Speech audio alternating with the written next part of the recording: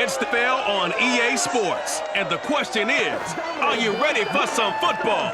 It's the Seahawks and the Vikings, next on Madden NFL 22.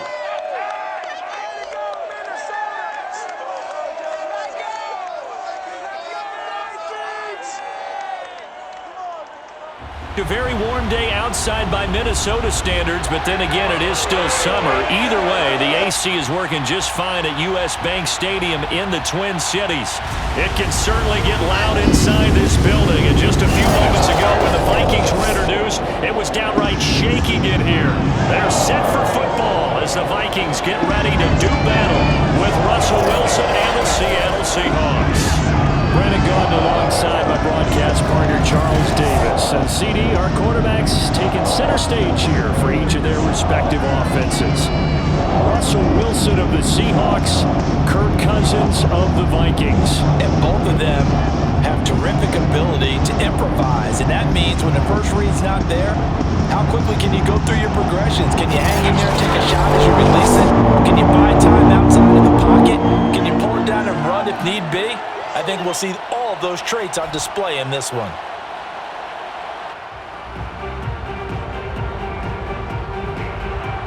It's the first weekend of autumn, and the NFL is in full swing as off we go on EA Sports. This will be fielded inside the 5. And he'll get it up past the 20 to about the 22. Well, the Minnesota offense ready to go to work here. Their quarterback in his 10th season overall now, and 4th as a Viking, Kirk Cousins. And what really attracts people to him? A passionate leader, controls the huddle really well, controls the locker room, and also throws with anticipation and accuracy, especially evident when he throws the deep ball.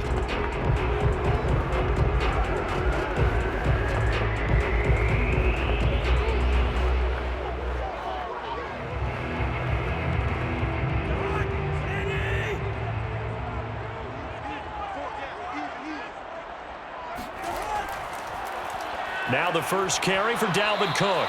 And not the start he was hoping for there, as he'll maybe get back to the line of scrimmage, and that's it. Call it no gain on the game's first play. And it's second down now. Well done to sniff that out defensively. He had it diagnosed pretty quickly. I love that description because diagnosed is perfect on that one. Read his keys, made the play, and he couldn't even get going moving the football. He's going up top for Herndon downfield. And he's got it. What a catch on the sideline. It's a gain of 35. Brandon, we've both been around the game long enough that we know that in pregame, defenses are pretty amped up, aren't they? I mean, they're pounding lockers, and they can't wait to get out there. But when you hit them with some big pass plays early, it takes the starch right out of them.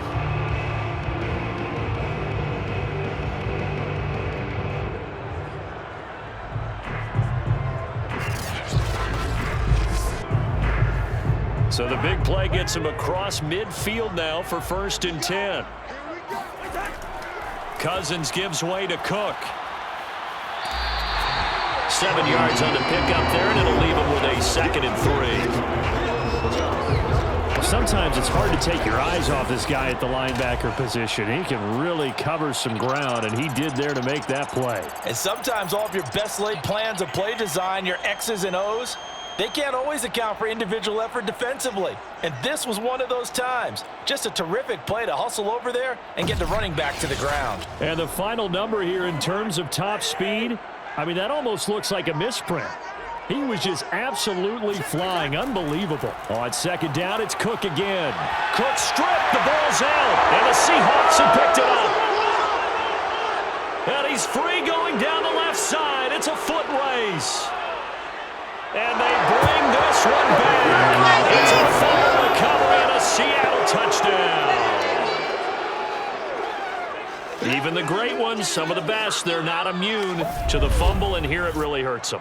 If the ball gets away from any runner's body, that's when the defense pokes at it, swipes at it, swats at it, and finds a way to create a big play for themselves.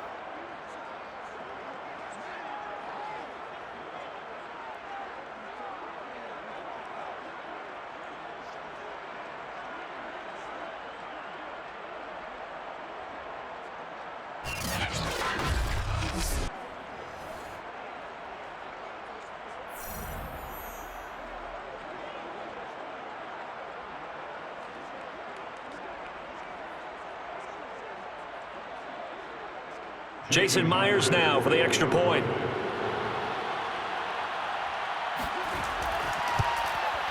And this will give the Seahawks a 7-0 lead. The scoop and score, always an exciting play in football, and we witnessed it there, grabbing it off the ground and then rumbling it into the end zone for 6.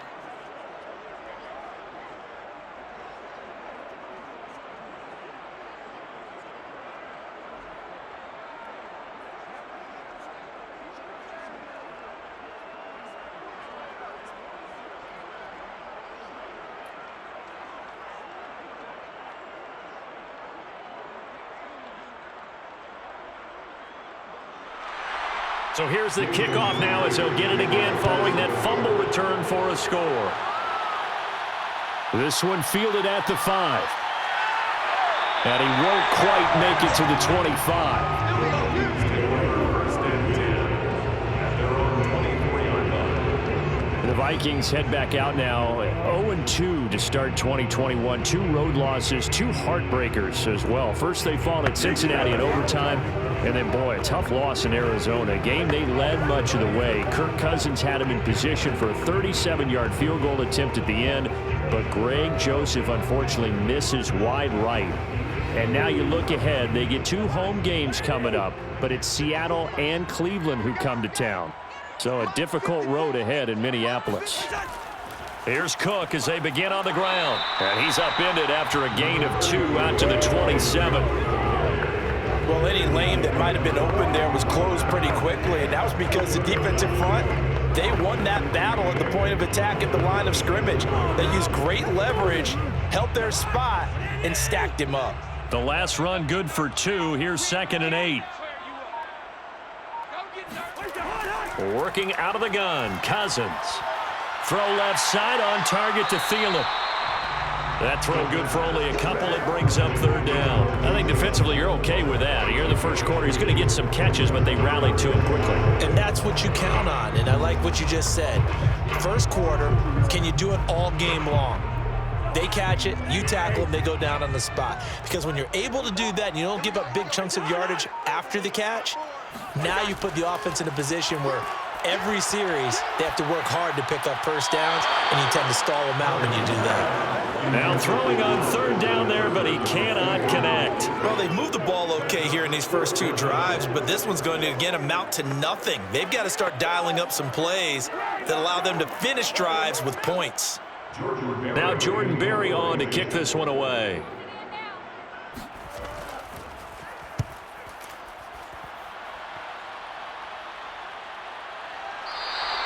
A 41-yard punt there with no return. And it'll be Seahawk football, 1st and 10. Seattle's offense ready to go here for the first time. And leading them is the 7-time Pro Bowler. In his 10th year now in the NFL, Russell Wilson. Gave the commencement address at the University of Wisconsin a couple of years ago. One of the most popular players ever to pull on the uniform there. Beginning of his career, he was a so-called game manager. Take care of the football and rely on the defense. Now, in this stage of his career, the offense runs through him, and it runs very well. Wilson and the Seahawks take over now, 1st and 10 at their own 28-yard line. This is the Oklahoma State alum, Chris Carson. Credited with a 1-yard gain there to make it 2nd and 9. No doubt about it. Really nice job there by the defense, not allowing him to get to the perimeter. But that means your defensive ends, your outside linebackers, the guys that you pay big money to sack the quarterback, they also have to have interest in the running game as well. And they did a nice job there of holding the point of attack and not giving ground. Now this one complete downfield on the left side. And they nearly get this all the way to midfield. Mark him down at the 49. That one a gain of 20 and a 1st down. And defensively they were in zone coverage there. Do you have to be a little careful you're losing playing against a good quarterback like he is to not play too much zone? Yeah, you have to be careful about how much time you're giving up. I think it's a good point you just brought up. So maybe if you still want to play zone, you go to a zone blitz scheme. And you can drop anyone out of your defensive front, defensive end, defensive tackle. It doesn't matter. You just exchange someone to bring more pressure towards the quarterback and still try and cover downfield.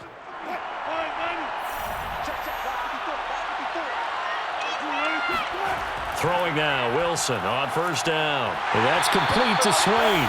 And he is down at the 48. A pickup of 4 that started at 148-yard line and ended at the other. They'll contain him to just 4. Second down.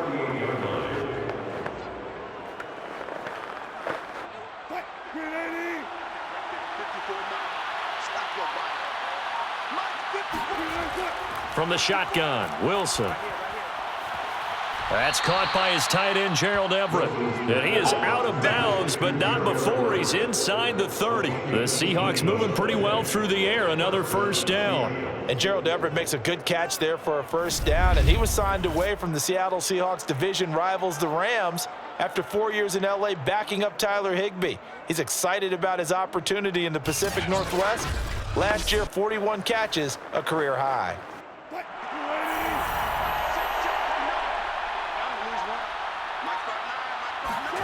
Throwing again here, Wilson. Looking right sideline, but it's incomplete. They've given up a few first downs on this drive, but getting the incompletion there, that should give them something to build on and maybe turn the tide.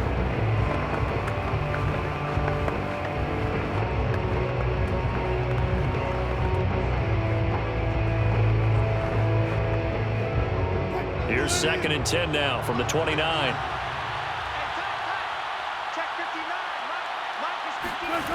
Here's Wilson. They'll run the screen with Carson. They do get a couple, but they'll be left staring at a 3rd and 8 coming up. Boy, that one was well read defensively, and this is all about diagnosis as a safety and being decisive because he saw it setting up in front of him, able to knife through there and make the play. An extra defender in the secondary for the Vikings here on 3rd down. Here's Wilson.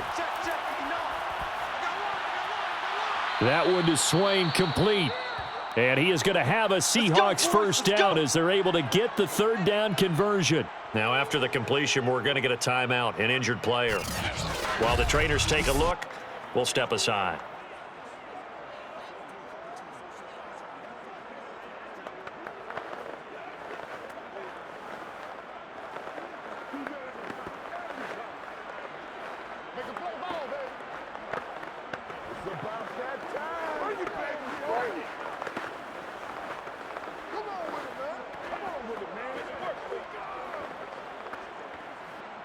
From down at the 12, it's 1st and 10.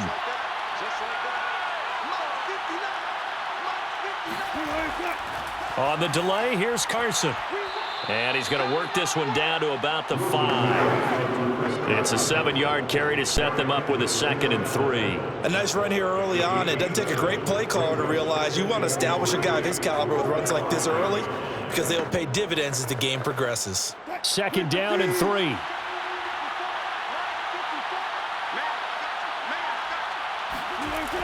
Now a toss play. It's Carson.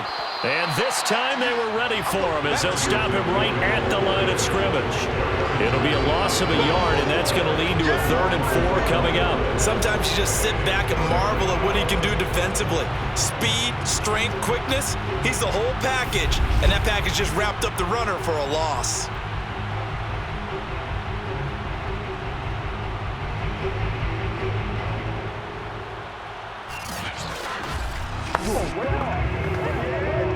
This will be play number 9 of the drive here as they need 4 yards on 3rd down.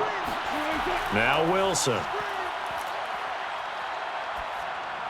And he finds Lockett in the end zone. Touchdown, Seattle. It's a 6-yard touchdown pass. And the Seahawks find a way to stretch their lead.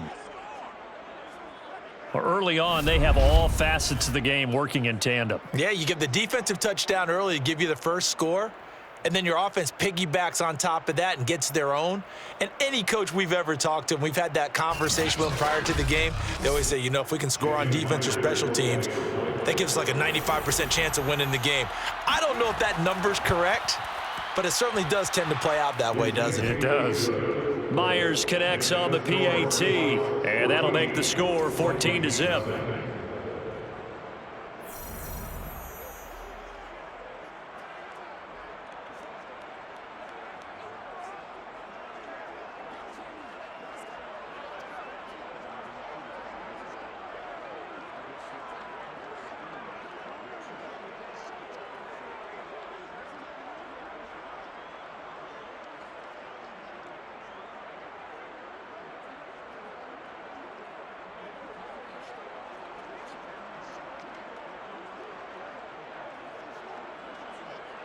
And after the touchdown, here's Myers to boot it away. This one fielded at the 5. And he will make it to the 20-yard line and no further.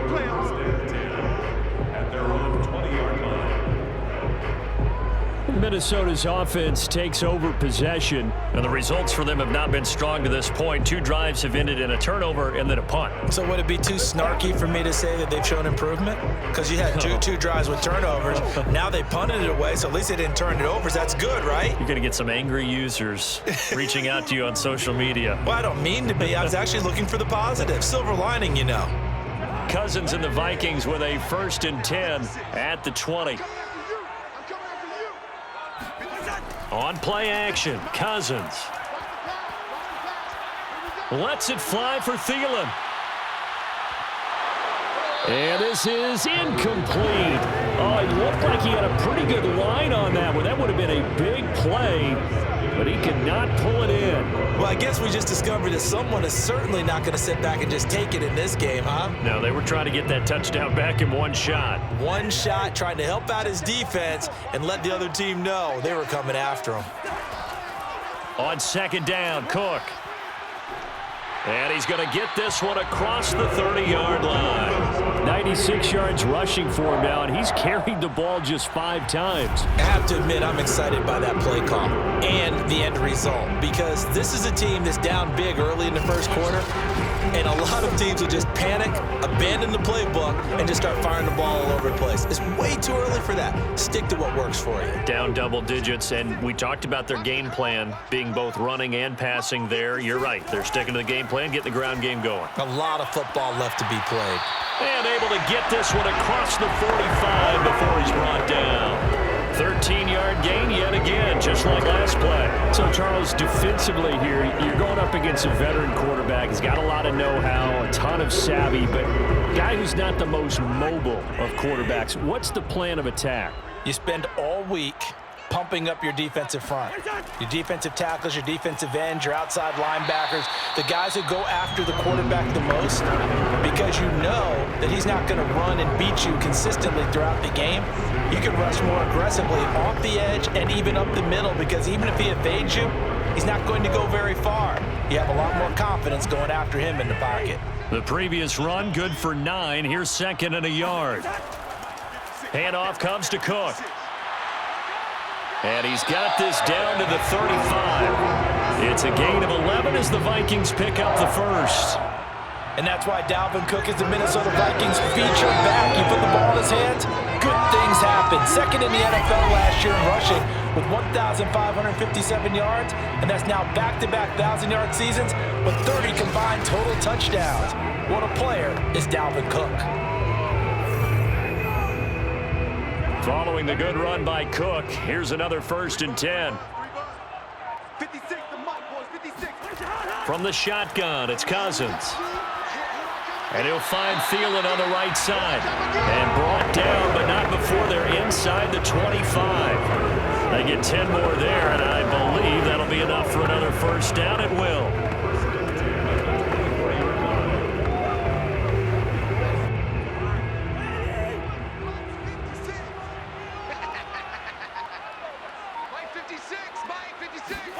From the gun, here's Cousins. Looking sideline, incomplete. And I can see the officials kind of looking at each other down there, silently wondering, does this meet the level of grounding? Fortunately, he did have a receiver in the area, but I have seen less obvious throwaways called as penalties. From the 24, they'll go again on 2nd and 10.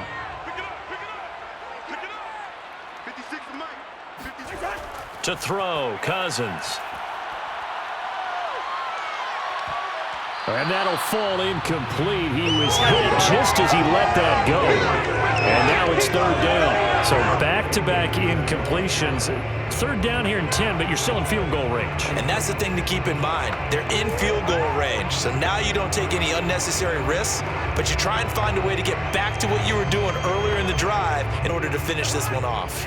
This offense was on the move. Now 2 straight incompletions have them looking at 3rd and 10. To throw is Cousins. He's going to get this one down to Cook. And he'll be stopped short of the first down right around the 18-yard line. That one good for only 6, and it leaves him with a 4th down. We can make this one pretty simple. Locked up all of his progressions downfield, forced to get it to his running back. But how about the way they ran to the football and knocked him down to force a 4th down?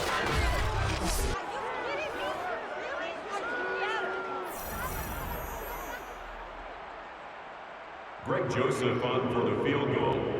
A 35-yard attempt. Joseph's got it. And they will get themselves on the board here at 14-3. So 3 drives now for this offense, and that field goal gives them their first 3 points. So if you're an offensive coordinator and you're averaging a point a drive, you're in the wrong line of work, aren't you? You got to find a way to unlock the key to these defenses and put some big points on the board.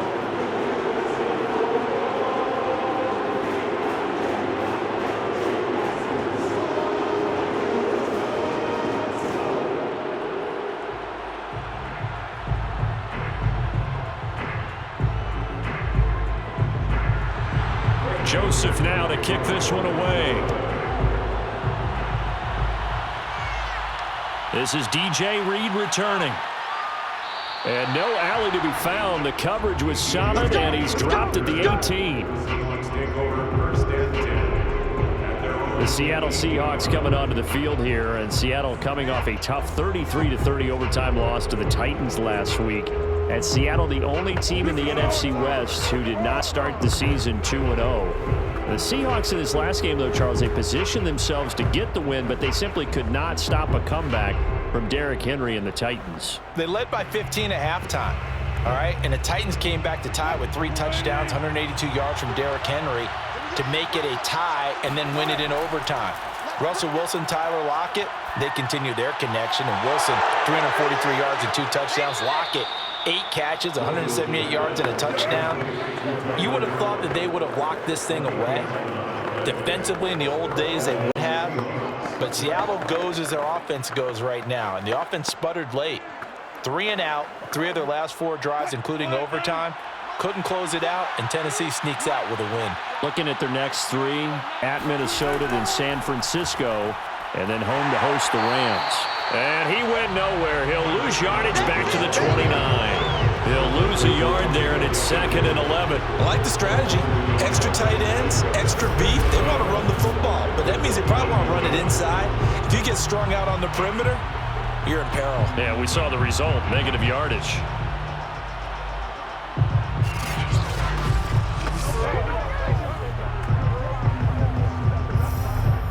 Looking at a 2nd and 11 now after the loss.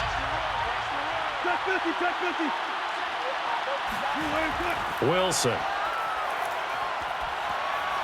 They'll lock it with a grab over the middle.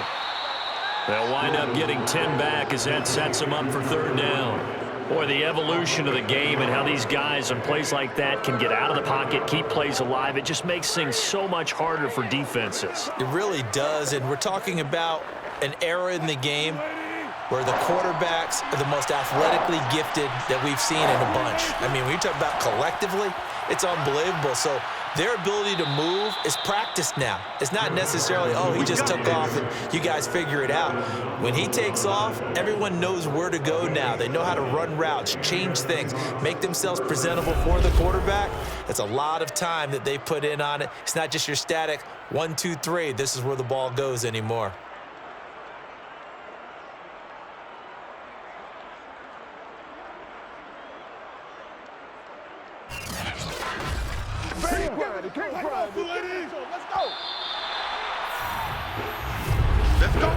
After one, a 14-3 ball game. Seahawk football here to start quarter number 2 as they've got it with a 1st and 10.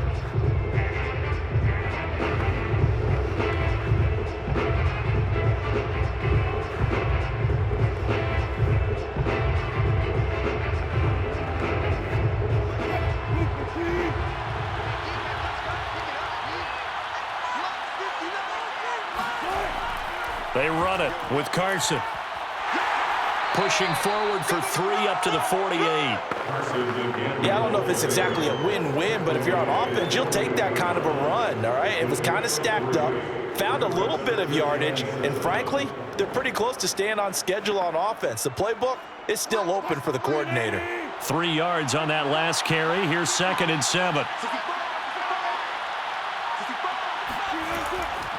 Now a give right side. It's Carson. Takes to midfield, but no further. Just a yard there. I do know from experience that when you slow down someone's running game, you're now doing the dictating on defense. And guess what? Now you're getting ready to tee off on their quarterback because they have to throw it all the time. But you still have to be alert for the draws and other plays of that nature to make sure you don't get hurt. From midfield now, here's Wilson. That's into the hands of his tight end, Will Dissly. And he is going to have a Seahawks first down as they're able to get the 3rd down conversion. That gain of 9 buys them a new set of downs. That was a route run not just with dexterity, but with intelligence. Found the hole in the zone, made sure the quarterback saw him, and was able to make the sure catch and flip the down marker back to 1.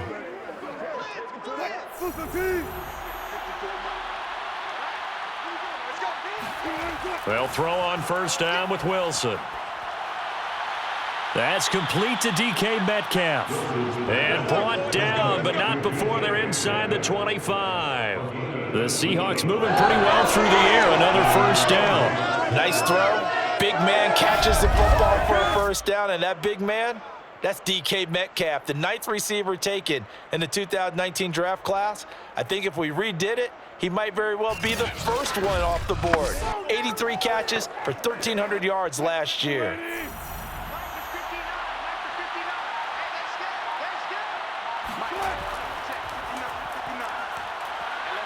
And a short gain here, down to the 22.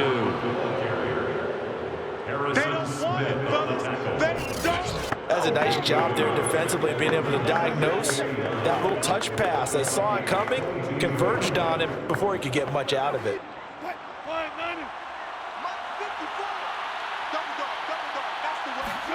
Again, Wilson. They'll find Everett there, complete. 6 yards is the pickup, and that'll lead to a 3rd down. Let's not quibble about the gain there on 2nd down. That was a positive play because that was a take-what-you-can-get situation.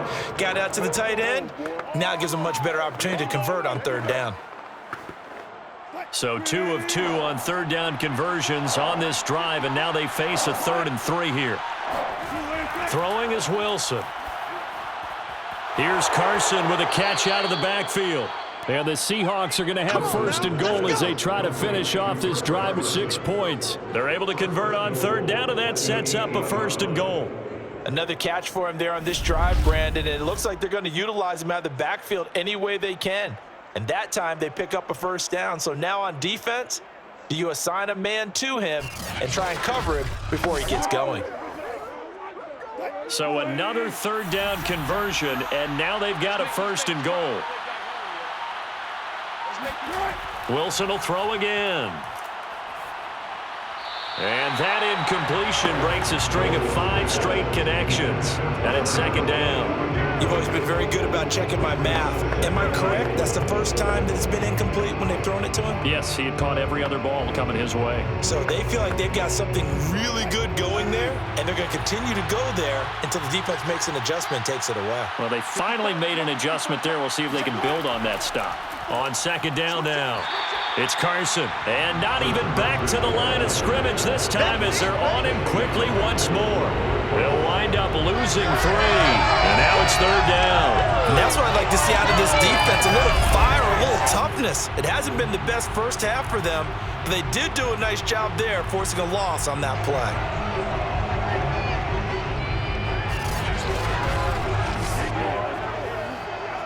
This has been a long drive. You got to figure a field goal would be a letdown. Can they convert now on 3rd and goal? Out of the gun, here's Wilson. Quick hitter here, it's complete. And here he'll get it down to the 7. 5 yards, not enough, and it'll be 4th down. No, there certainly was a lot going on that play. Every option in the end zone covered. No place to go with the ball. Had to swing it out to the back. A good job running and getting him tackled in the open field.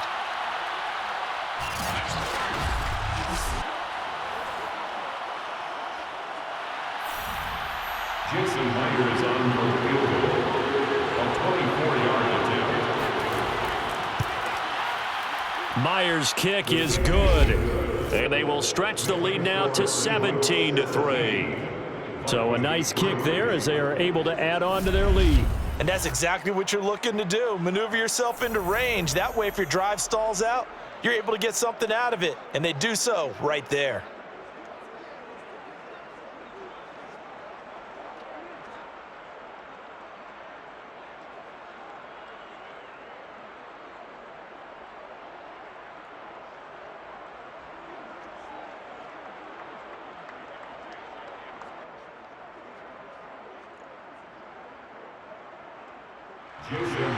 Myers now converted on the field goal try. Now he's on to kick it away. Taking it about the 1. And he'll be brought down right on the chalk of the 20. First and 10 at their own 20-yard line.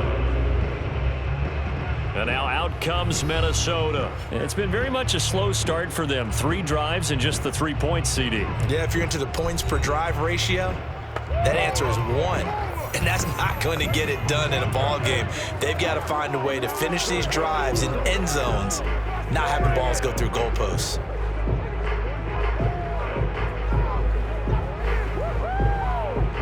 Cousins and the Vikings with a 1st and 10 at their own 20-yard line. 56, Mike, 56, right there, right. Cousins to throw it. Lets it fly for Thielen. Oh, a leap, and he will make the catch. And all the way down to the 22-yard line. Well, he's been doing this for a lot of years with the arm strength still there, and he showed it off on that one. And to be honest, this first half hasn't been anything that they'd be really proud about. So they needed something like this to change their fortunes. Now they need to make sure they finish this one off, not just with points, but with a touchdown. Yeah, that throw, my goodness, and even 70 yards through the air. So barely time to catch our breath. Here's 1st and 10 just outside the red zone. A give. This is Cook. And he will lose yardage here back at the 23-yard line. Officially, it's a 1-yard loss. That's going to bring up 2nd and 11. Sometimes you get all those big guys down there in one spot, and there's just nowhere to go. And in this case, the defensive tackle used his strength and swallowed him up.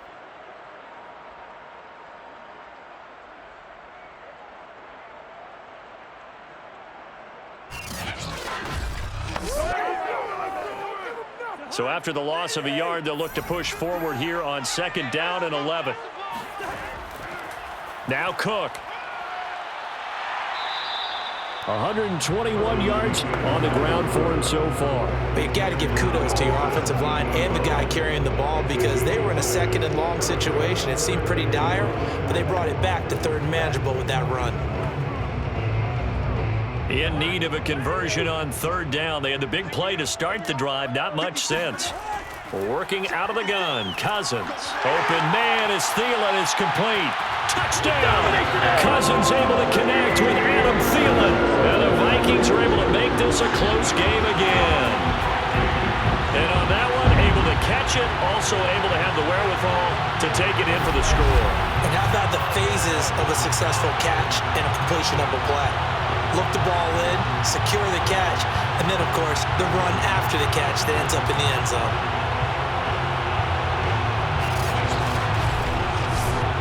Greg Joseph on for the extra point. And it's up through the goalpost at 17-10. A 4-play drive spanning 80 yards. And it all culminates in a touchdown for Minnesota.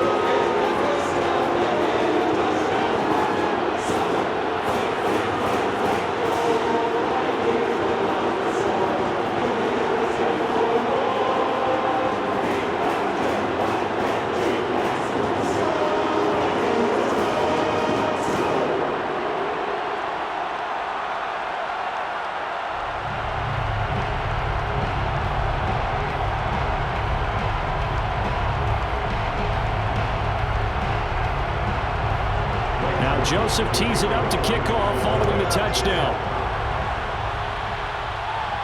Here's Reed returning. And the tackle going to be made right there at the 25-yard line. Out comes Chris Carson in the Seattle offense. A good job in the passing game, decent job in the running game, but really they've been more effective through the air. We'll see if that shifts at all as this goes on. Thus far, it feels like they're calling this game in reverse. Normally you run to set up the pass. Here it feels like they're passing, hoping to set up the run and be more effective later on in the game. Yeah, you can do it both ways. We usually talk about it in the reverse, however. No doubt about it.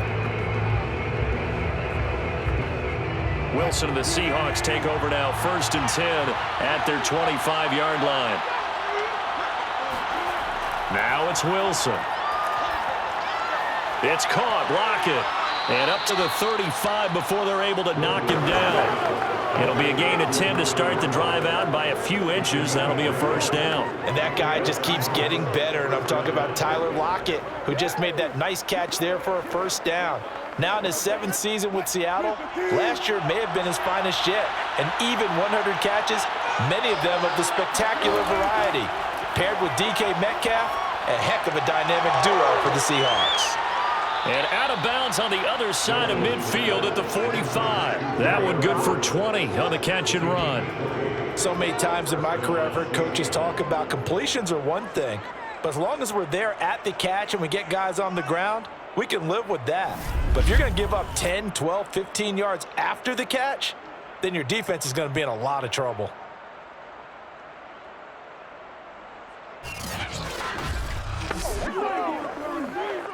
From Viking territory now, they'll come up 1st and 10 at the 45-yard line. Off the play fake, here's Wilson. Out left, he's got it to Everett.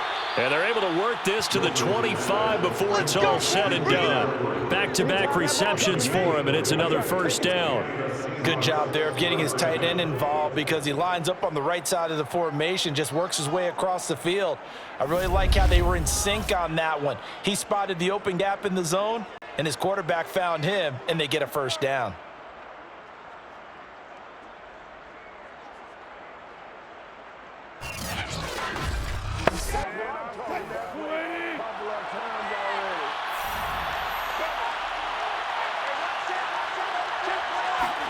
To throw again is Wilson.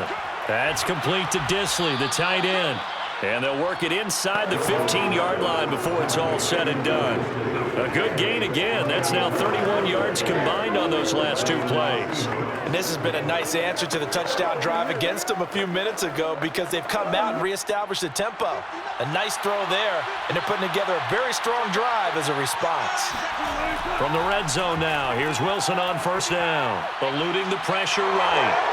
And smartly going into the slide there, Wilson has enough for the 1st. Give him 10 that time, escaping the danger, running with it, and picking up a 1st down. Partner, he was going through his progressions. Not there, not there. After about the 3rd one, he decided he better pull it down and run for it.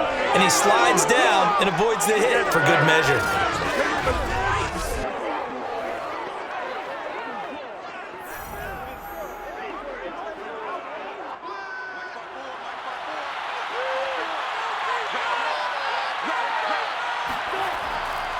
Carson. And he's going to get this back to the 3-yard line and no further. They'll say no gain on the play, and it'll be 2nd and goal. And the big fella stuffed that one up in a big way. I think doubling him has to be a priority because you can't move up to the next level if you don't take care of him first. They'll go again from the 3 here on 2nd and goal.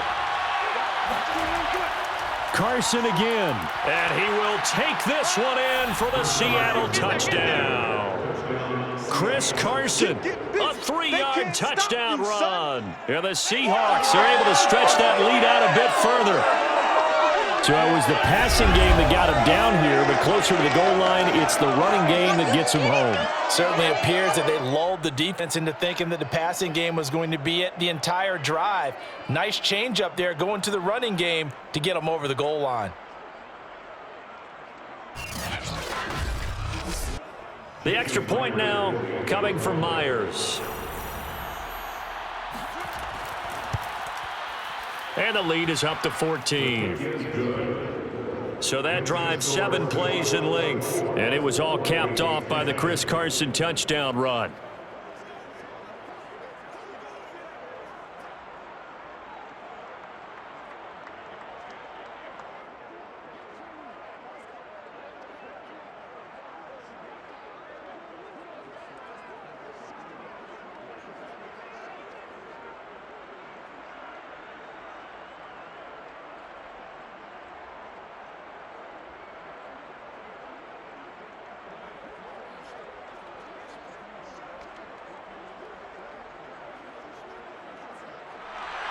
And after the touchdown, here's Myers to boot it away. This one fielded at the 5.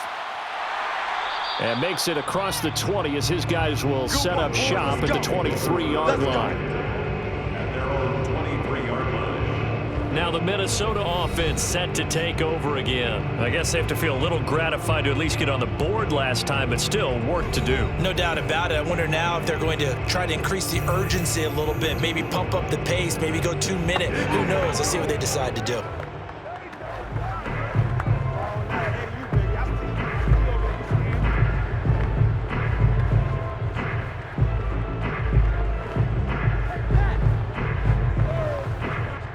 Cousins and the Vikings with a 1st and 10 at their own 23.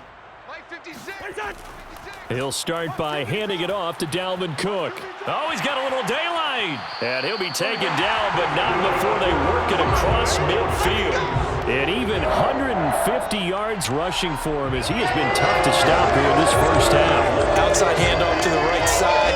If you're a running back, you love getting the ball early, so you have vision to see what's happening in front of you. Right tackle likes that call. Big play for him, but don't forget about the guys you always tell me on the backside sealing off. When they talk about cutoff blocks, making sure no one can leak from the backside that can run a play down. And nobody leaked. Big play. Off the play fake, Cousins.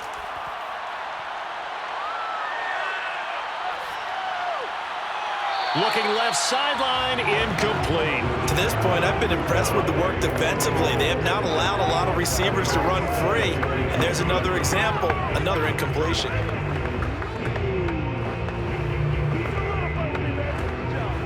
Second and 10.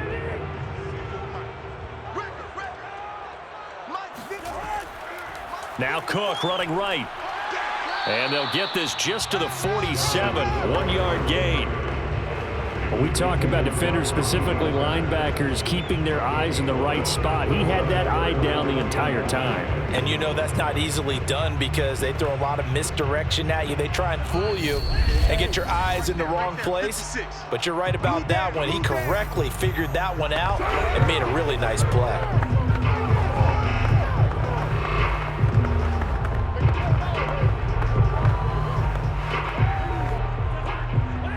We remind you that coming up in 2 minutes' time, we'll hand you off to Orlando, where Jonathan Coachman will have highlights and analysis of this first half of action. Looking deep downfield. And that will be incomplete. Well, they weren't scared to let it fly, but it falls to the ground and brings up 4th down. Early on, the running game's been working well, and the offensive line has been pleased by that. The thought process there, catch those safeties creeping up, trying to help against the running game. They tried to hit them over the top, unsuccessfully. Here's Jordan Berry now, as he'll punt it away for the 2nd time. And here's a very low line drive, almost whiffed on it.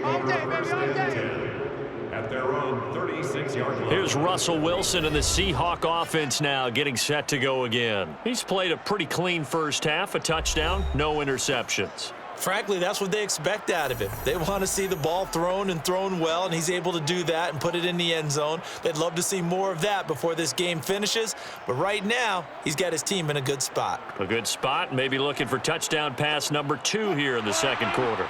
So good starting field position for him here as they come up 1st and 10 at their 36-yard line. The drive starts with a completion left side, and he'll be taken down, but not before he gets into enemy territory. 15 yards is the pickup there, and the drive starting very nicely. 1st down. And now with that completion, he's north of 200 yards here in the first half. And he's going to break our statistician, Marvin, isn't he? Because Marvin right now is just tallying it up. Hope his hand doesn't hurt too much doing this or keeps hitting the calculator. But my goodness, what a start he is off to. By the end of this game, he could have monster numbers. He just wants to continue to be accurate. Throwing now, Wilson on first down. This complete to Lockett. And brought down, but able to get it to their 30-yard line. Another first down, this time on a gain of 19. Now they completed a couple on this drive, but they peeled off some pretty good chunks of yardage, too. Absolutely great start. Two nice plays in the pass game. Now can they continue to feed off that?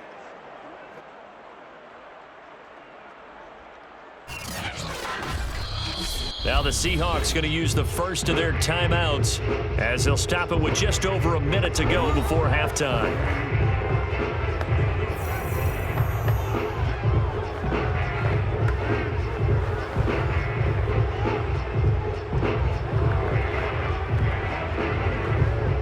Back-to-back good plays have them on the move on first down. Now Wilson. And he's going to be taken down back around the 35-yard line. Now the Seahawks call the second of their 3 timeouts as the stoppage will come with a little under a minute to go in this first half.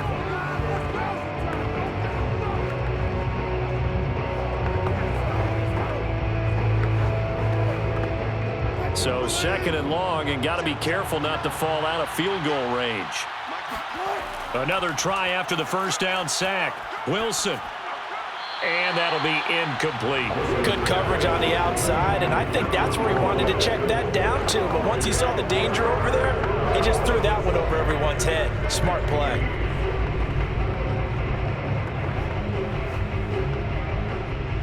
An incomplete pass on that last play, and that means they'll need to come up with something here on third down.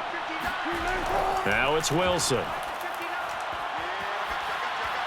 This one into the hands of Metcalf.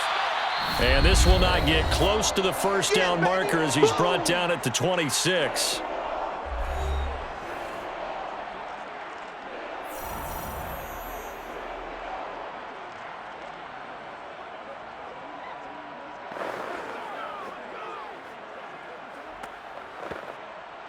Jason Myers for the Seahawks field goal. A 43-yard attempt. And Myers able to knock it through. And that'll push the lead up to 17. No problems in the field goal department so far. He's 2 for 2. Pretty reliable here in this game, isn't he? And to me, that bodes well for them. If they need him late in the game, his confidence should be sky high.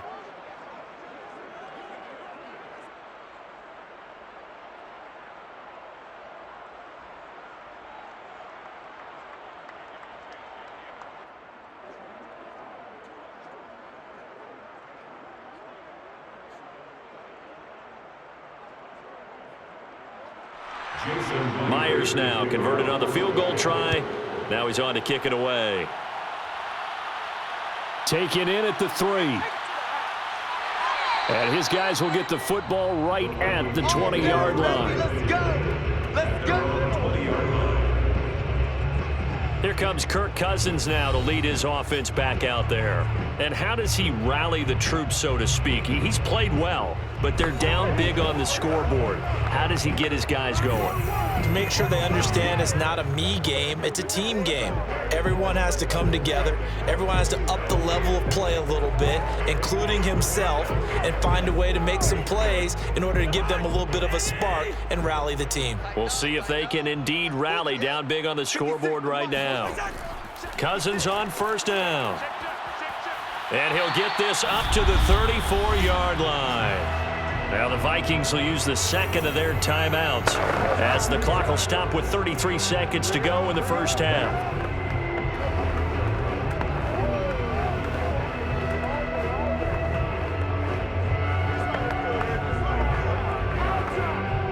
First and 10 here. You know, if they could just get 3 out of this, there's something about narrowing it to a 2-score game at half that makes it feel like much less of an obstacle. Open man, once again it's Thielen. And they'll get it up just short of the 45 at the 44.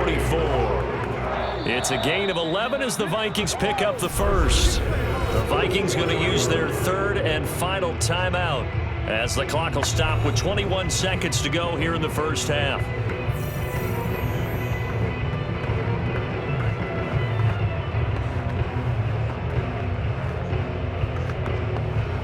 Back-to-back good plays have them on the move on first down. Let's go. 56 to Mike.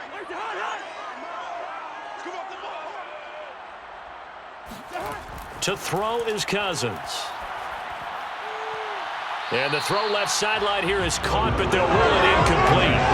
Couldn't keep his feet in. Second down. He certainly had a good game throwing the ball so far, but I think he was trying to take that from good to great with that throw, trying to get one downfield.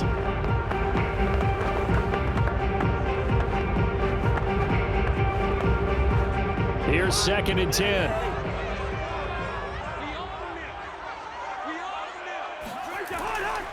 Getting the ball is Cook running left. And a minimal gain here as he's up to about the 47-yard line. It's a gain of a couple on what should be the final carry of half number 1. We have hit halftime. Still 2 more quarters to go. We'll take a timeout. We'll be back after this. You're watching the NFL, and it's on EA Sports. It's in the game. Okay, Brandon, thanks very much. We saw a strong first half out of quarterback Russell Wilson. First up, though, let's run through the next-gen stats for the Seahawks in that first half. And it's been the passing game that's been the story. They have feasted on this secondary to the tune of 200-plus yards already through 2 quarters. Meanwhile, for the Vikings, we check on their numbers on the ground in the first half, as they know they'll need to be better to overcome this halftime deficit. All right, Coach, thank you, and we welcome everyone back for quarter number 3.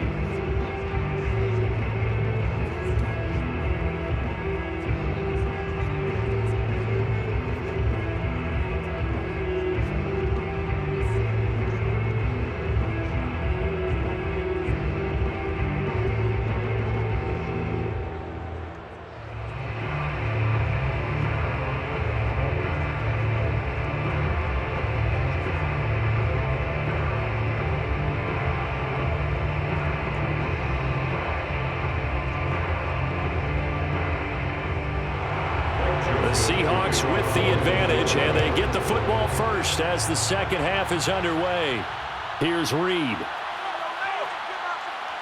And he'll get it up across the 20 to the 21-yard line.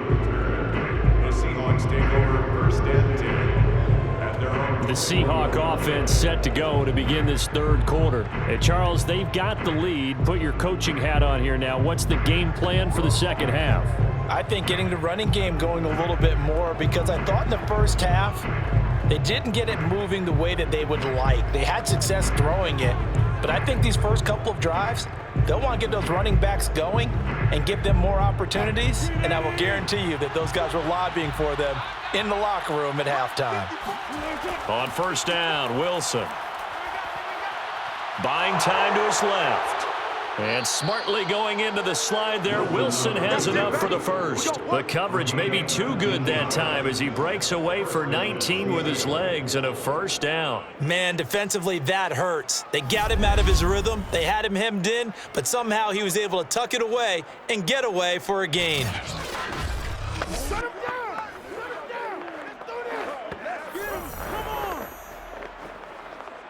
So quickly all the way up at the 40-yard line.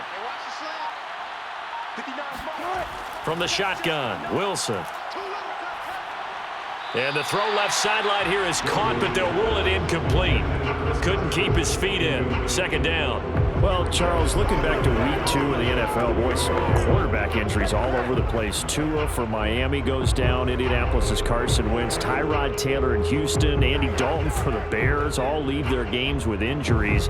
Even Baker Mayfield had to play through one. Of all of those guys in all those injury situations, which one are you keeping your eye on most?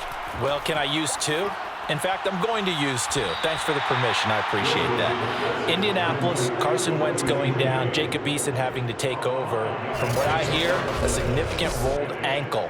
which probably means he'll miss multiple games. And if that's the case, Jacob Eason has to take over, and the Colts lean even harder on their run game.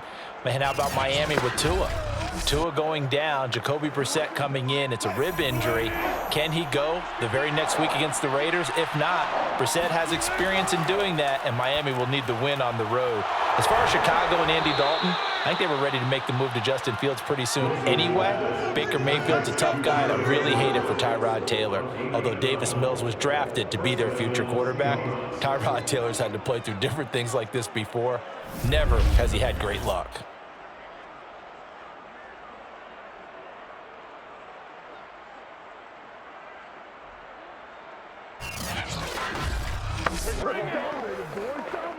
From Viking territory now, they'll come up 1st and 10 at the 42-yard line. Here's Wilson.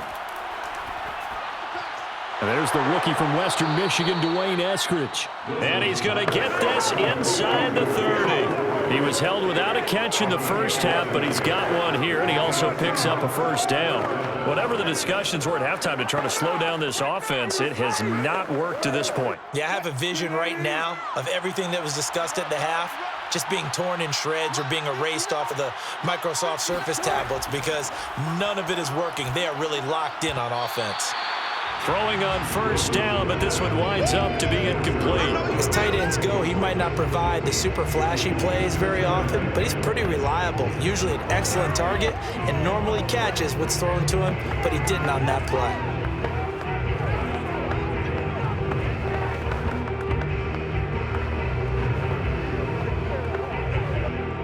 So now they'll come up on 2nd and 10, once again from the 28. To throw is Wilson. And they're not able to hook up there. Incomplete. But listen, when you've got the lead, there's absolutely no sense trying to fit a ball in where you shouldn't. You can see the coaching in his head taking place on that play because he saw he had a receiver in the area. He just put it well over his head, out of harm's way. This offense was on the move. Now 2 straight incompletions have them looking at 3rd and 10. Wilson. Going to throw deep for the end zone. And this is intercepted, but they'll say out of bounds. So very close to a turnover there in the end zone. Toward the back corner of the end zone, but he could not get the feet down. This will wind up incomplete. Jason Myers on for a field goal. A 45-yard attempt. And his kick is good. Didn't hit it all that well, but he got enough on it to put it through. And that will extend their lead even further. So put another 3 on the board. All things considered, a good opening drive to begin the 3rd quarter. And as a defense, the way that this game is going, you're excited to see those points go on the board. Gives them a little bit of leeway to play with when they're out on the field, but they're real excited to see their offense score. Now they get to go out there and do their part.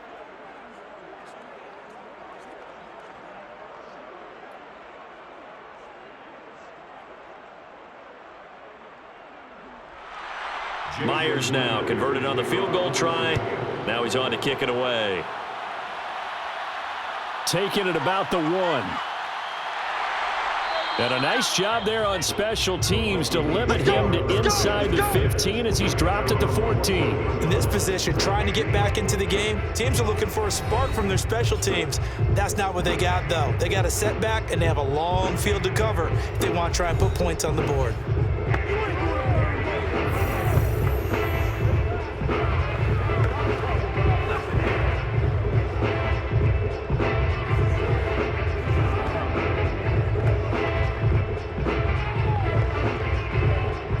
The Minnesota offense about ready to get this next drive underway. Play fake. Cousins.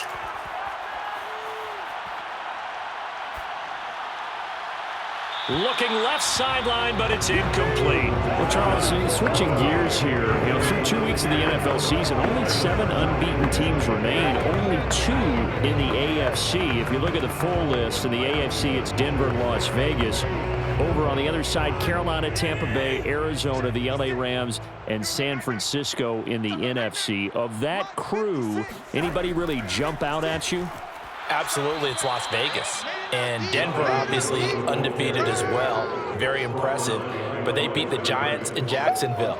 Las Vegas beat Baltimore at home and went on the road and beat Pittsburgh. That's really impressive. And then the NFC side, how about Arizona? Another big win this week. Kyler Murray keeps getting better and better at quarterback and beat Minnesota at home, getting off to a 2-0 start in the NFC West. That's absolutely huge. This offense in desperate need of a conversion as they come up on third down. From the gun, here's Cousins. He'll fire one deep for Westbrook. And this is dropped. Oh, it's incomplete. He had a big gainer in his sights, but he could not reel it in. That's an excellent job right there on third down. Like any defense, you never want to let them get anything started, and that would have been a first down. Instead, you saw the contact on time, no penalty, and before this drive could get wings, it's fourth down. Here's Jordan Berry now, standing about a yard deep in his own end zone.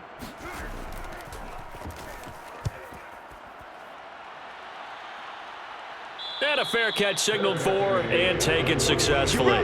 They call it 38 yards on the punt, no return. And the offense will take over with a new set of downs. Russell Wilson now gears up to lead the offense again. He's been pretty solid, pretty consistent, just the one touchdown pass, but I think he's managed the game well, no? I would agree with you, and that's what you're looking for out of your field leader, making sure that you're playing well and not making any big mistakes. Oftentimes, that's how you're judged. How big a mistake and when it occurs. No interception so far. They'll like that. I just want you to know that you agreeing with me, that's going to get me through this third and fourth quarter. Are you touched? He's patting his heart, boys and girls. It's sad they pay me. I'll do this for you. And now a throw on first down there, but it's incomplete. Well, Charles, you know, week 2 always an important one for teams who lost in week 1 that had high expectations. And we talked earlier about the 2-0 teams, but of those teams that lost in week 1 and then won in week 2, I'm thinking in the AFC's Buffalo and New England both got back on the horse. They certainly did, but less of a surprise with them because I think we kind of expected Buffalo to beat Miami even though it was on the road, and we expected New England to beat the Jets. But how about Tennessee? Going on the road and beating Seattle, coming from 15 down in the second half to get it done, that was absolutely really, really impressive. And also, Dallas going to the Los Angeles Chargers after losing a tough one to Tampa Bay on opening night. I don't know how many people thought that Dallas would win that one. A big win for them. Keeps them going in the NFC East. That one good for only 6, and it leaves them with a fourth down. How about that strategy there, Brandon? Third down. They just said, we've got faith in our tacklers. We'll give you the short stuff, and just decided to protect the sticks. So every time I hear fans telling me tackling's not a part of the game anymore, plays like that, I can clip and save and show them you have to tackle well if you want to be a good defense. Now here's Michael Dixon, as he should be able to pin him back deep here with his first punt. And they'll play keep away from the returner as this one will be marked out of bounds at the 13-yard line. Pretty good spot. Minnesota now ready for their next possession. And on the last go-around, they really couldn't get anything going. They had to punt from deep inside their own territory, which means you're going to lose the field position battle as a general rule. What they're looking for now is a little more consistency, move the ball at least a few times on offense, get a couple of first downs, and hopefully flip the field. Yeah, just something to build off of. That's what they're looking for here. Cousins and the Vikings with a 1st and 10 at their own 13. They start the drive with Cook. And he'll get this one up to about his 14. Bobby Wagner, the All-Pro, in on the tackle. Defenses always talk about earning the right to rush the passer on third down. And you know what offenses want? Win first down so they can set things up for themselves better. And that wasn't helpful there. Not a big impact on first down. The run only got a yard. Here's 2nd and 9. 56, Mike, 56, right there, 56. Cousins. And this will be incomplete.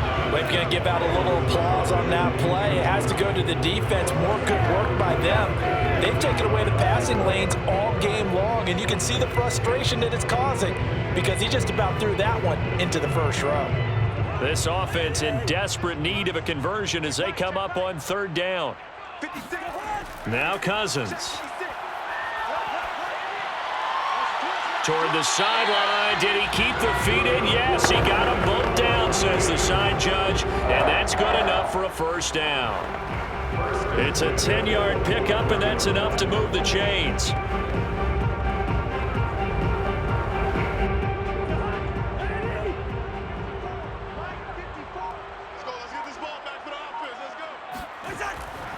First down, here's the run with Cook.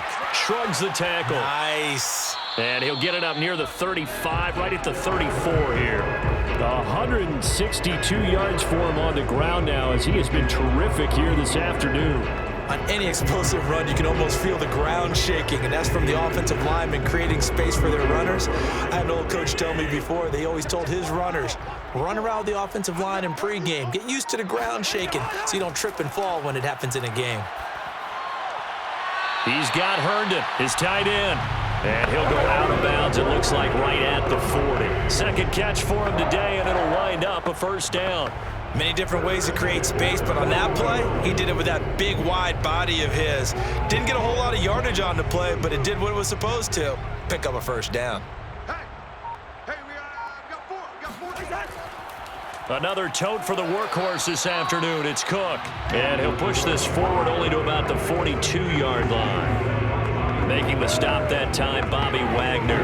And that last carry puts him right at 100 yards for the game. So how has he done it? Because he's been patient, followed his blocks, let everything develop, and then burst through for big gains. Hey, defense, let's go. Throwing on 2nd and 8. Cousins. He gets this one into the hands of Dalvin Cook. Now Cook hit and he lost the football. And the Seahawks have picked it up. And he's going to take this one back to the 37-yard line. Well, if these guys wanted to get back in this game, they needed an almost perfect second half. And down 3 scores, a lost fumble here certainly doesn't fit into that plan. That reminds me of my plan in college to get an A on the papers I turned in, but that didn't work out too well either. Too many mistakes by both of us. I mean, that's just pure and simple. And that's why that's exactly where they are in this ball game. They're going to need a huge turnaround if they want to try and win this one.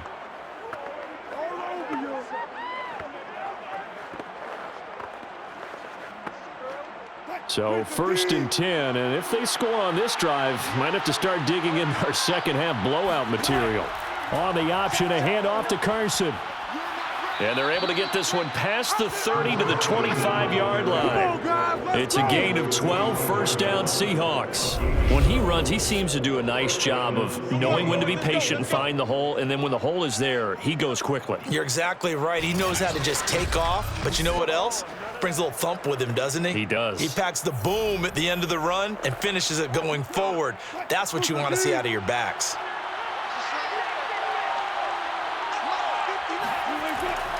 This is Carson.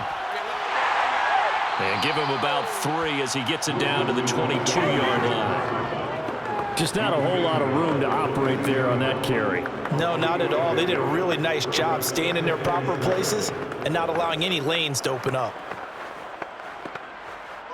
The last run got 3. Now here's 2nd and 7. Now a give, right side. Carson. And they'll get this down to the 10. 12 yards there and a first down. Come on now, let's go. Well, you certainly have to give a little credit here because they're playing this game now at their pace. This is ball control football, sustained runs, taking their time and making it work.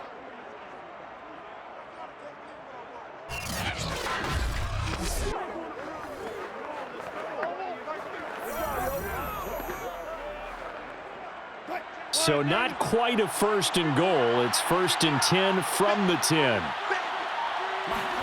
Now they'll throw it with Wilson. And it's caught. And he's going to get a solid gain of 9 before being brought down. 2nd and right at a yard. He's already proven to be a factor in the running game on this drive. Now he gets involved in the passing game. I think what we're seeing here is the modern version of workhorse in the NFL, being able to run it and catch it with equal proficiency. On 2nd down, it's Carson. Well, Brandon, we always always know that once you score one touchdown, You would too. You're without a doubt. And so far today, he's got one, but was denied as he tried to get the second one.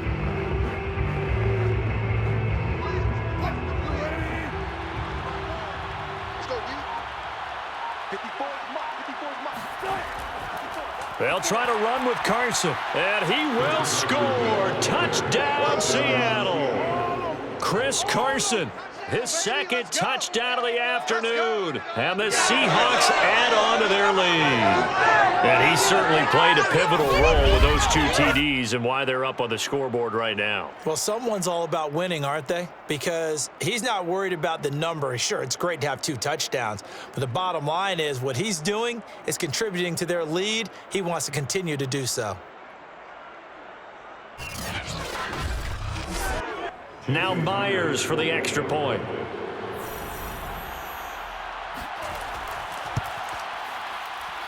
And that stretches the lead to 27.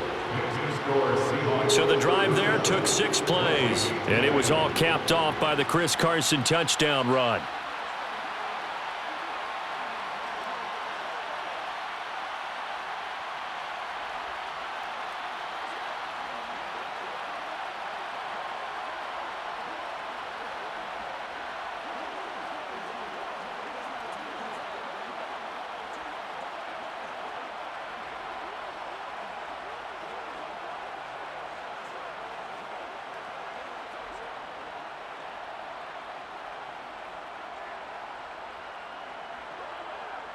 And after the touchdown, here's Myers to boot it away. Fielded just outside the goal line. And he had no room to run as he's tackled down inside the 20. Dalvin Cook taking the field for the Vikings' next possession. And this has been a game of contrast somewhat. As you see, he's had success moving the ball on the ground. That fumble on the last drive, though, that's now 2 that he's lost in this game. And that's where it really hurts and makes things difficult on a coach, because you mentioned the success he's having, yet if he keeps turning it over, it negates all of that success. Take care of the football, and he's headed for a big game. Here are the Vikings now to start their next drive. And last time, not only the turnover, but that turned into 6 points. They got to make up for that here.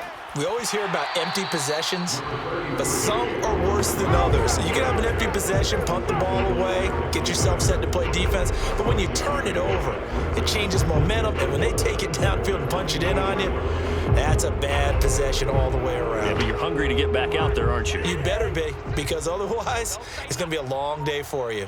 56. 56, right there, 56. Get the ball. From the 24, Cousins. And complete right side to Cook. And he'll be brought down right at the 30 here. 6 yards to pick up, and that's a first down. They certainly had success throughout this contest, getting him the ball in the passing game, and there he picks up another first down. Whatever they saw going into this one, they've been able to capitalize on it, and no adjustment has been made to take it away. 56, the mic, boys. 56. Check 56. A first down throw for Cousins. And this is going to be incomplete. Well, that incompletion gives us another chance to look league-wide here. And like we said earlier, too early to draw conclusions through 2 weeks of the season, CD, but there were certainly a few teams out there who kind of fell to earth a little bit in week 2 after a big week 1. Maybe the biggest one, New Orleans had a huge week 1 win, Charles, and then lost in week 2. Yeah, absolutely, and I'll come back to them because Houston, no surprise at all, losing at Cleveland. Miami, not really a surprise, even though they were at home against Buffalo. Pittsburgh, that was a surprise. Las Vegas came on the road and got them. Philadelphia played tough at home against the 49ers. But the New Orleans one, how long have they been on the road, Brandon? They've been on the road for forever, right? I mean, trying to get their thing organized and not being able to play at home, having to train away from New Orleans. Not a surprise at all that finally it caught up with them, and a tough loss for them at Carolina. Looking long for Westbrook. And that is caught at the 10-yard line. Touchdown, Vikings. D.D. Westbrook, 70 yards. And the Vikings are able to cut into that deficit. In today's NFL, we talk about quarterbacks and their speed and accuracy, but there's still something about a guy slinging one downfield. And you'd think on third down they'd just be looking for something right beyond the sticks. And I think they caught the defense flat-footed as a result because they decided they were going to take a shot right there, and it ended up being a big play.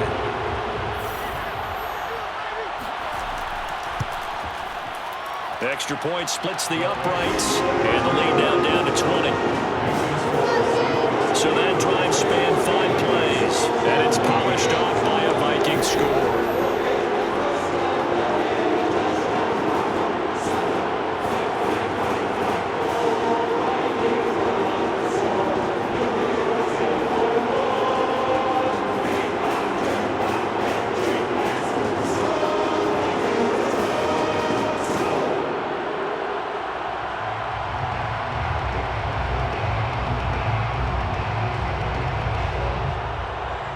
Now Joseph tees it up to kick off following the touchdown.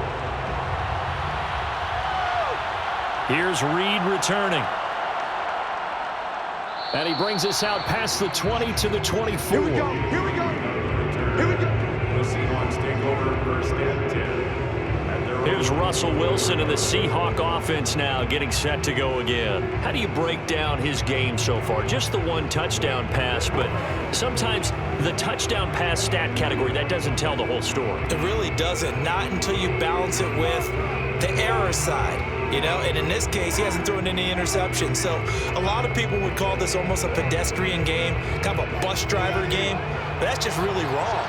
Being a bus driver is a good thing if you're running a football team because that means you're in control and you're taking your team to the right places. Yeah, he's been pretty solid. And this one goes nowhere. Losing yardage back at the 22. We'll lose a yard there, and it's 2nd and 11. When this offense gathers to watch the tape, they're going to like a lot of what they saw. They put up big numbers, but they might fast forward through that last play. Oh, there won't be any fast forwarding, partner. I've sat in those sessions before.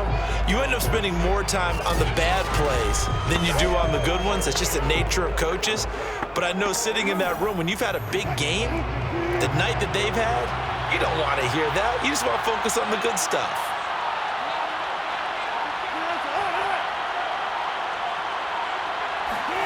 On 2nd and 11 now. Wilson, short throw to Disley. Broke a tackle, but not much room there. Just up past the 25, no further. 4 yards on the completion, and it sets up a 3rd down. I'm wondering if the same thing went through your mind as mine. When I see a big man like that make a catch, all I keep thinking to myself is, big man with football. Look out, everyone. He may not juke you a whole lot, right? He may not run past you because of his size. You're talking about a guy weighing in the 270 range. But, boy, once he gets his mitts on the ball, he's going to be tough to bring down.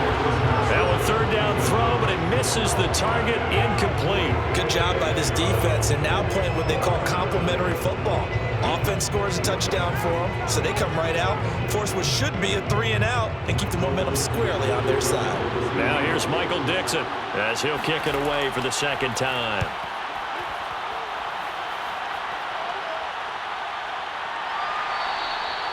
So possession goes over here on the punt. And the Vikings will take over here 1st and 10.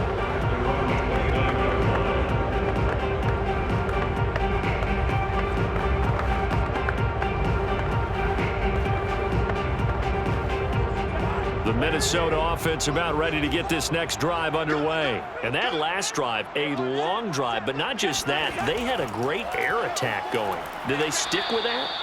I would think that they would, because if they were competent enough to do it on the last drive, starting backed up in their own territory, why would you change anything? They've got to be confident about what they're presenting and continue to do so. Yeah, because the secondary, they really look clueless. And that was amazing because that drive went and went, no adjustments, and no big plays by the defense to knock the ball away. And we return, welcoming you back to Minneapolis. It's the Vikings in possession of the football, but they need some points. They're trailing here to start the 4th.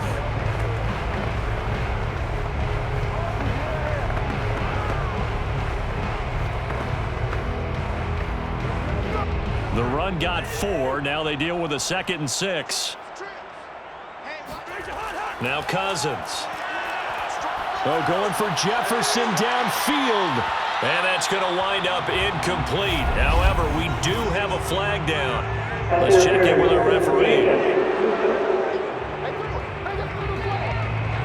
This home crowd, they're happy with that call. I like the way you said happy there, right? The so-called good guys didn't get a call. They feel like it's been that way all afternoon. You feeling their pain? They finally got one. Yes, they did. So the big play gets them all the way down to the outskirts of the red zone here for 1st and 10. Cousins now. Setting up the screen for Cook. And down inside the 15 he goes.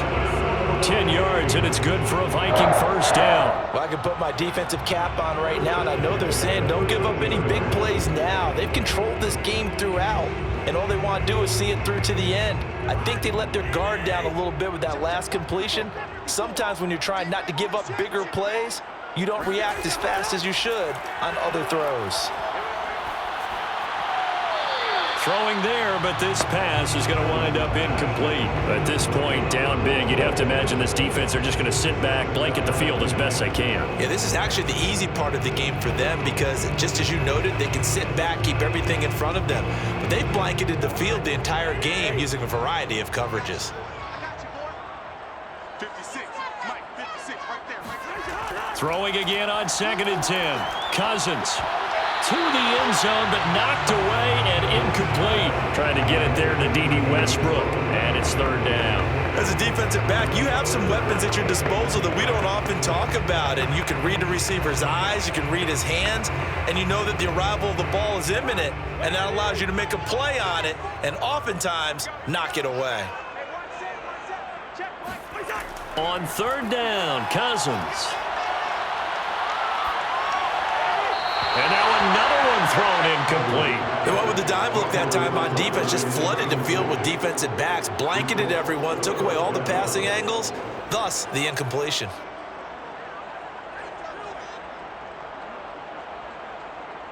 And they're indeed going to go for it here on 4th down.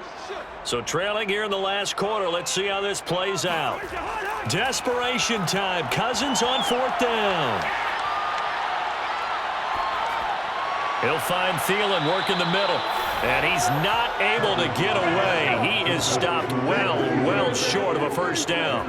The Vikings unable to convert here on 4th. And the Seahawks are going to take over the football.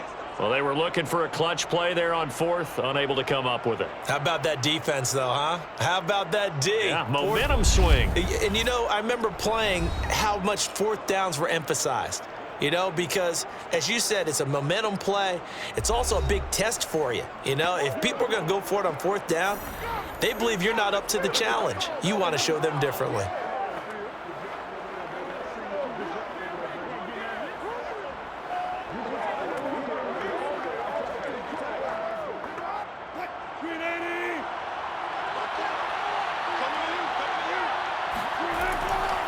They'll start out on the ground with Carson. And he'll take this one up to about the 13. It's a 6-yard pickup, and it gets him to 2nd and 4. Now, I'm guessing you'd say this is kind of the key here. Grind out some yardage, work on that clock, see if you can continue to tick it down. Definitely, you want to bleed things out at this point, right? Continue to possess the football, gain some yardage, and put the onus on the defense. Do they have to use timeouts? What are they going to do to stop you? You're taking charge. And they'll bring him down here up at about the 22-yard line. 9 yards to pick up there, and it's a first down. Well, partner, I know this type of running back. I mean, this size, this intensity usually gets better as the game goes on. I can just tell you from experience, the first few quarters, oh, you're eager. You come running up there, I'm going to tackle this guy. By the 4th quarter, you're coming up and thinking about it. And D-line wearing down 4th quarter. Yeah, that's not a guy they want to see consistently.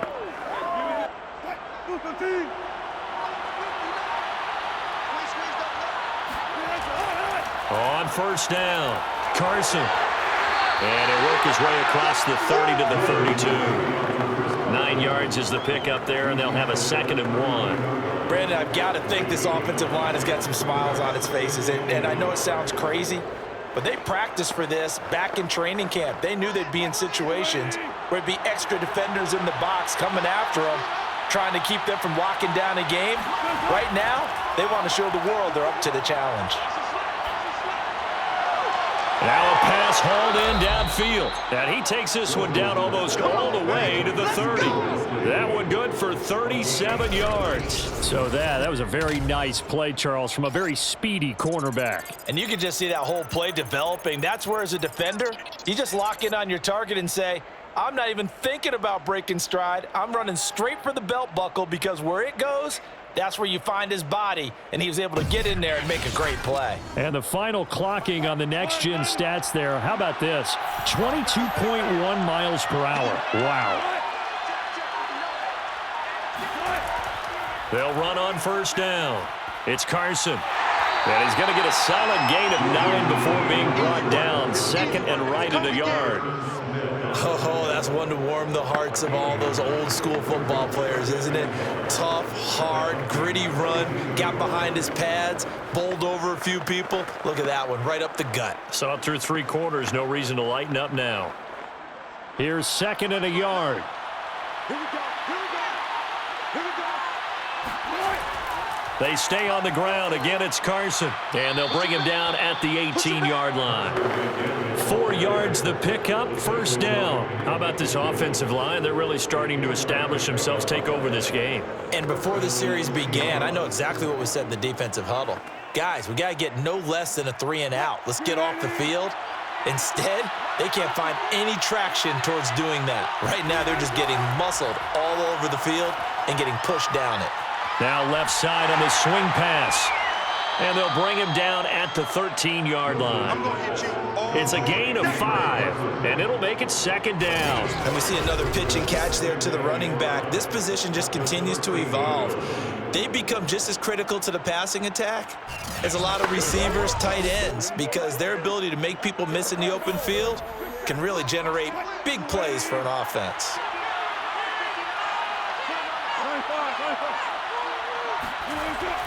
On second down now, it's Carson. And he'll be taken down here at about the 11. A minimal gain there on the 8th play of the drive. Ladies and gentlemen, that is a force of nature at the defensive tackle position. Yes, he's as big as they come, but still plenty agile. He's able to make a nice play there to swallow up the ball carrier.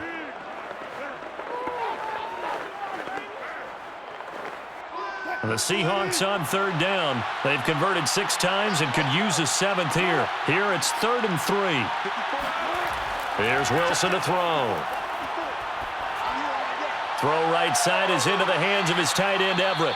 And he takes this down to about the 2 before going out of bounds. They're able to convert on third down, and that sets up a 1st and goal. He's been the go-to guy. They needed a big play there on third down. Went his way. It worked out. Doesn't matter whether they've scouted it or that they think he's going to get the ball. He has a knack for finding his way open and completing the connection.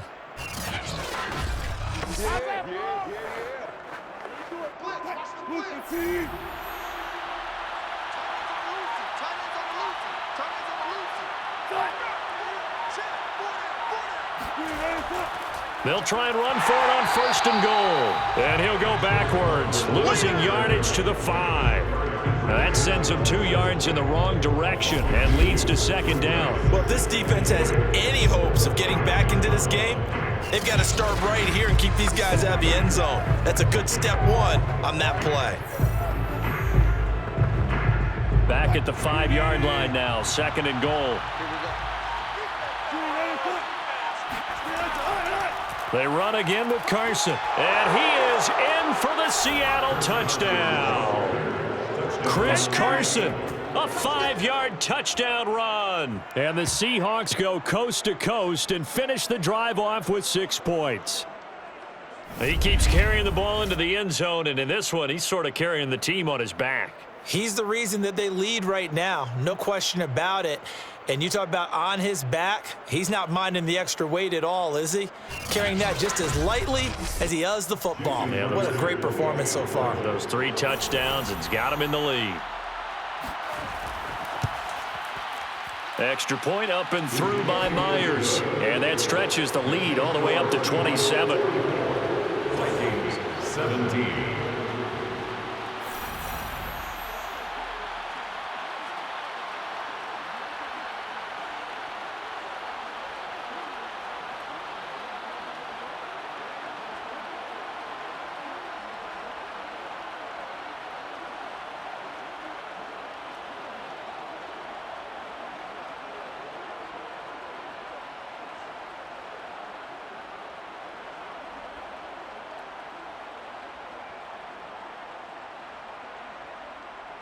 And after the touchdown, here's Myers to boot it away.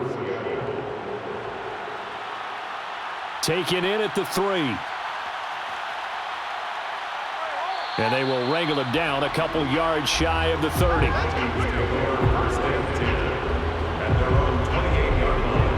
Minnesota's offense takes over possession.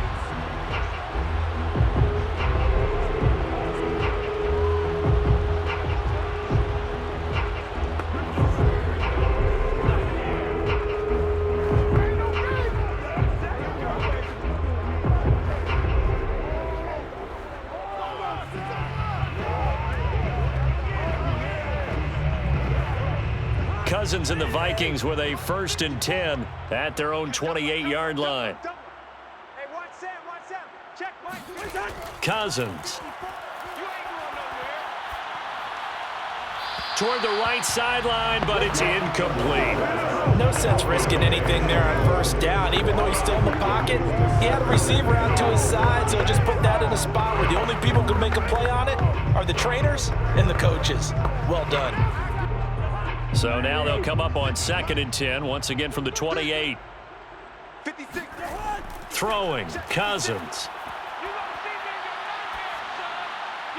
Open man left side, that's the tight end, Herndon.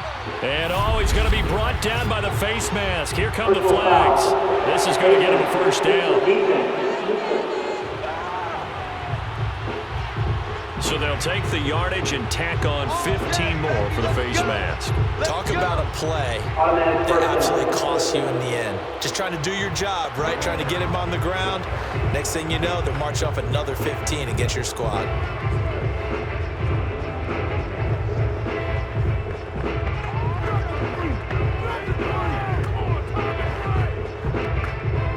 So a big penalty there on the face mask leads to 1st and 10.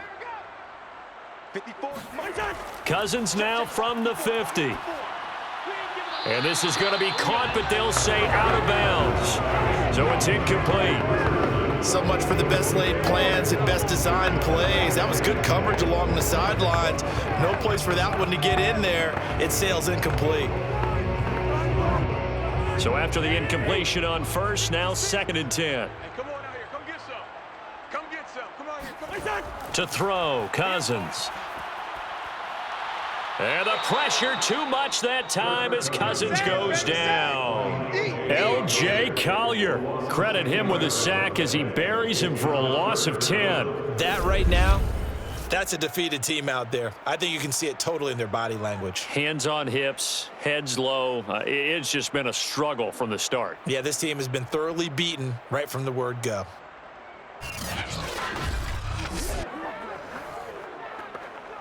So now after the sack, Cousins and the Vikings come up here 3rd and long. Cousins to throw it. Well, had his hands on it, couldn't bring it in. Pretty symptomatic of how this game's been going. Even without a ton of pressure in his face, it just shows how difficult it is to pick apart his own defense. Those guys are sitting back, and they're not playing receivers as much as they're playing the eyes of the quarterback and when he delivers the ball. All right, they're going to try and keep hope alive here on 4th down. They're going for it. As expected, they're going for it to keep the drive alive. He's going to air one out.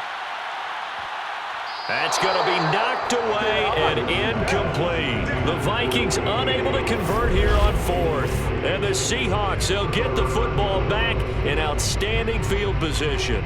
So they've gone for it twice now on 4th down in this game, and both times unsuccessful. I wish we could hear the headsets now between the head coach and the offensive coordinator. Now that they're 0 for 2, if they get into a 3rd situation, head coach might say, hey, you got anything for this one?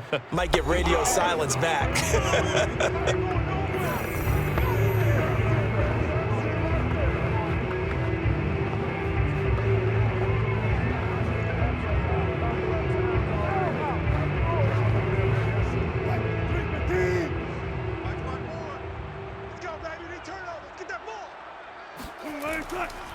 On 1st down, Carson. And a short gain there down to the 37-yard line. Xavier Woods, a former Cowboy, in on the tackle. Well, that's just a pile of bodies there, and that's when you kind of find out who's a tough guy, right? Who can stand up and make a play. It's only a 3-yard run, But for both sides, they had to walk away from that feeling like, okay, I can stand up when the going gets tough in here.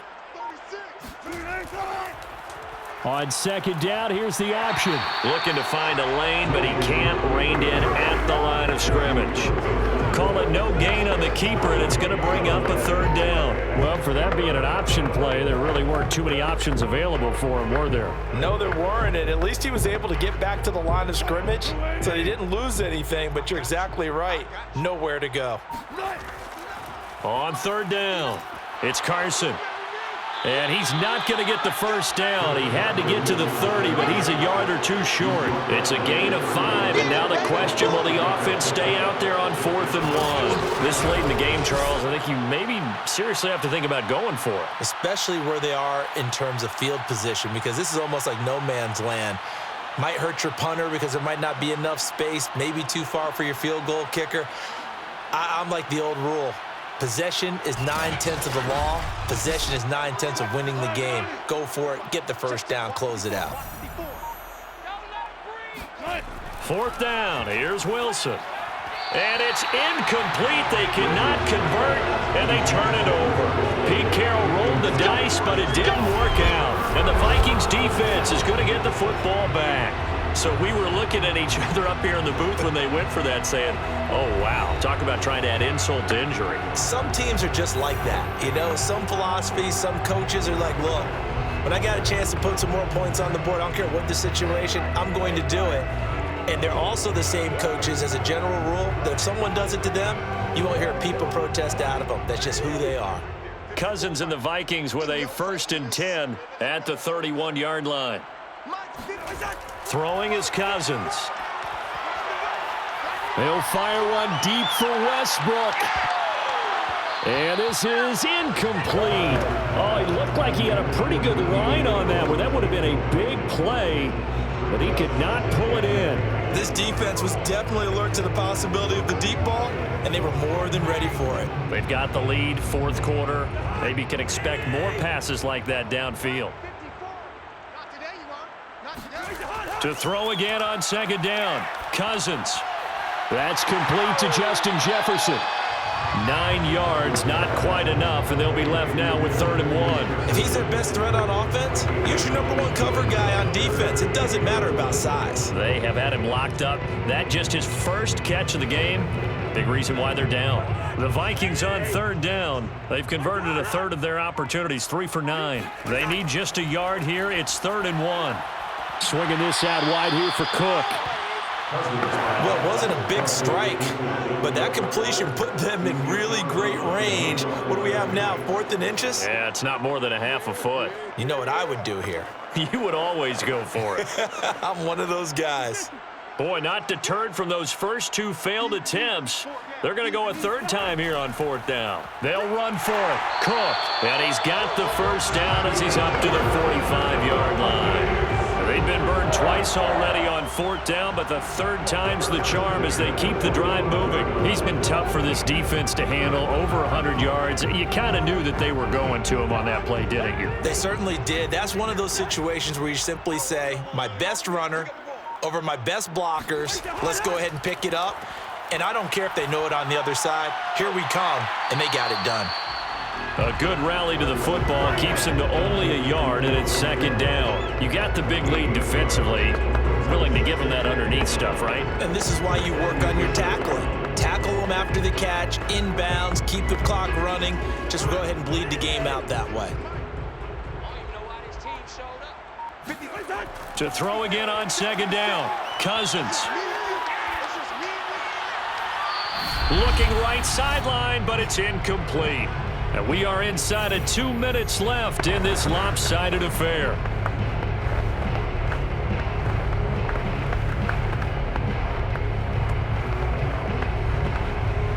So the Vikings in possession of the football as we get you reset. They face a 3rd down now as they try to find a late score.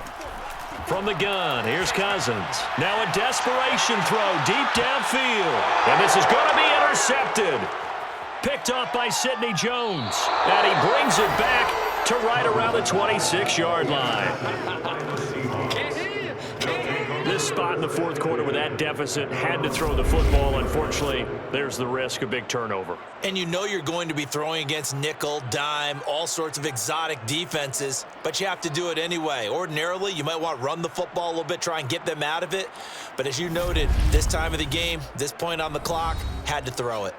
Here come the Seahawks now, set to take over on offense. And a few kneel downs should just about do it. Now, defensively, they do have all 3 timeouts, but very little reason to use them at this point.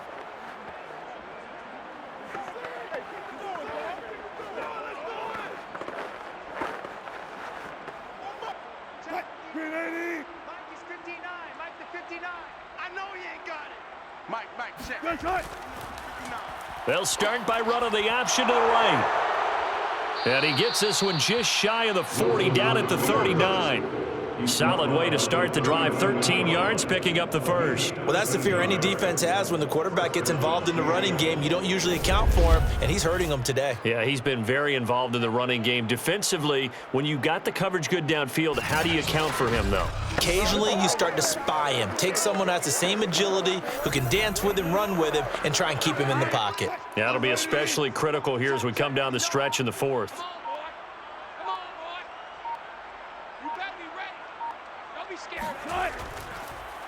Wilson going to try once more. He's got the first down and more past midfield. And finally brought down at the 43.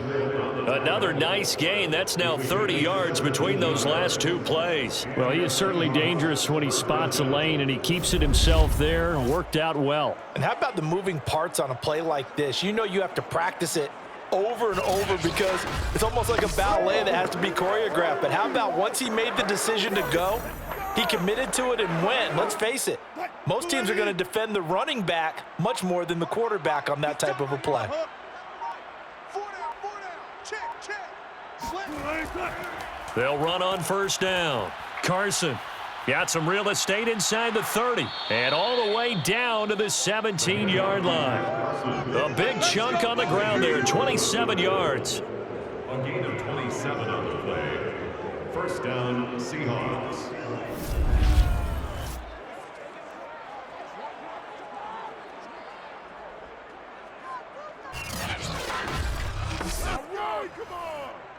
Come on now. Well, Charles, it's one thing to win. It's another thing to win and put up the amount of points that they did.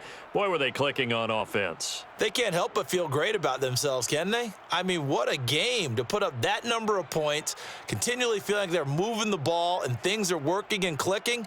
They think that they can bottle this and carry it with them. And as an offensive coordinator, you just don't think you can do anything wrong. Whatever you call, run, pass, it's all going to work. That's called being in the zone.